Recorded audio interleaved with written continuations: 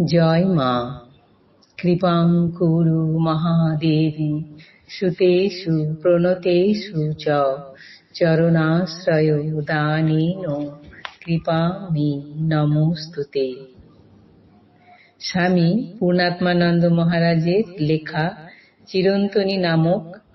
চিরন্তনী সারদা নামক গ্রন্থ থেকে আমাদের পাঠ চলছে।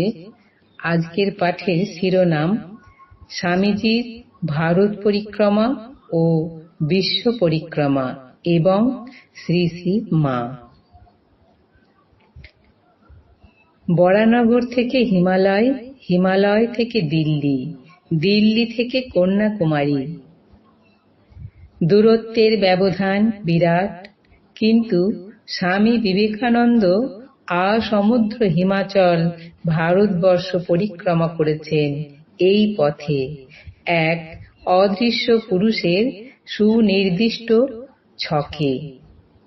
এই অদৃশ্য পুরুষ বলা বাহুল্য শ্রীরামকৃষ্ণ।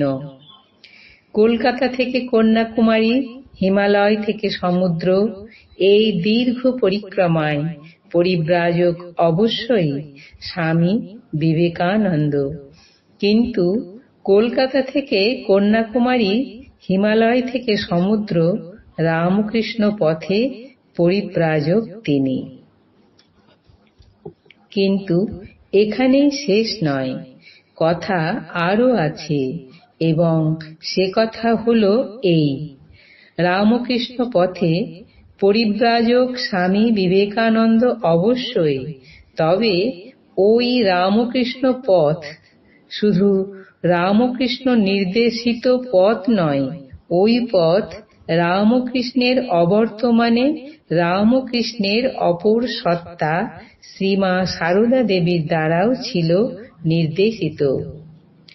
1890 খ্রিস্টাব্দে জুলাই মাসের মধ্যভাগে সাধনায় সিদ্ধিলাভ করার উদগ্র বাসনায় বরানগর মঠ থেকে প্রব্রজ্যায় যখন বের হয়েছিলেন স্বামী বিবেকানন্দ, তখন কি তিনি জানতেন এই যাত্রার শেষ কোথায় হবে? তিনি কি জানতেন এই নিষ্ক্রমণের মাধ্যমে সূচনা হচ্ছিল তার দীর্ঘ ভারত পরিক্রমা এবং অবশেষে বিশ্ব পরিক্রমার সূচনা হয়েছিল কলকাতা থেকে। দীর্ঘ 6.5 বছর পর উভয় গোলার্ধ পরিক্রমা করে স্বামীজি যখন কলকাতার বুকে পা রাখলেন, তখন যুদ্ধ জয় হয়েছে। বিরোধী পক্ষের দুর্গ শীর্ষে গৈরিক পতাকা উড্ডীন হয়েছে। এই পতাকা কোনো ব্যক্তির নয়, একটি দেশের, একটি জাতির, একটি সংস্কৃতির, একটি আদর্শের।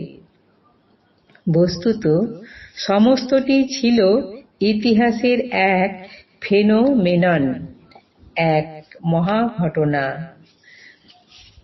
এর ব্যাখ্যা দেওয়া সহজ নয়, তবে একথা অবশ্যই বলা যায় যে এই মহাঘটনার পটভূমি হিসাবে প্রব্রজ্যার সংকল্প গ্রহণ করে স্বামীজির নিষ্ক্রমণ, ভারত পরিক্রমা এবং পরবর্তী বিশ্ব পরিক্রমার সূচনার প্রাক লগ্নে শ্রী মায়ের আশীর্বাদের একটি গুরুত্বপূর্ণ ভূমিকা রয়েছে। এই প্রশ্নটি দিয়ে আমরা শুধু শুরু করেছিলাম। যখন তিনি নিষ্ক্রমণ করেছিলেন, তখন কি তিনি অবহিত ছিলেন তার অনাগত পাশ্চাত্য গমন সম্পর্কে, তাঁর ভাবী কৃতিত্ব সম্পর্কে? উত্তরে বলা যায় ছিলেন, আবার ছিলেনও না। কখনো কখনো তাঁর কথায় মনে হয়েছে তিনি যেন নিশ্চিত ছিলেন তার গরিমাময় ভবিষ্যৎ সম্পর্কে, আবার কখনো কখনো মনে হয়েছে তিনি যেন দ্বিধাগ্রস্ত, হতাশার তটরেখায় যেন এসে দাঁড়িয়েছেন। কিন্তু তাঁর ভবিষ্যৎ সম্পর্কে দুজনের কোনো সন্দেহ ছিল না।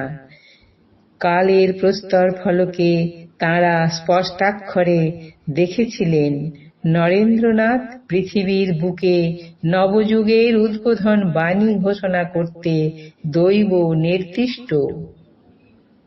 একজন শ্রীরামকৃষ্ণ, যিনি প্রায় অন্তিম নিঃশ্বাসের সঙ্গে যেন বুকের রক্ত দিয়ে স্বহস্তে লিখে দিয়েছিলেন, নরেন শিক্ষে দিবে যখন ঘুরে বাহিরে হাঁক দিবে। আজ এই পর্যন্তই। জননীং শারদাং দেবীং রামকৃষ্ণং জগদ্গুরুং পাদপদ্মে তয়ো স্থিত্বা প্রণমামি মুহুর্মুহুঃ। জয় মা।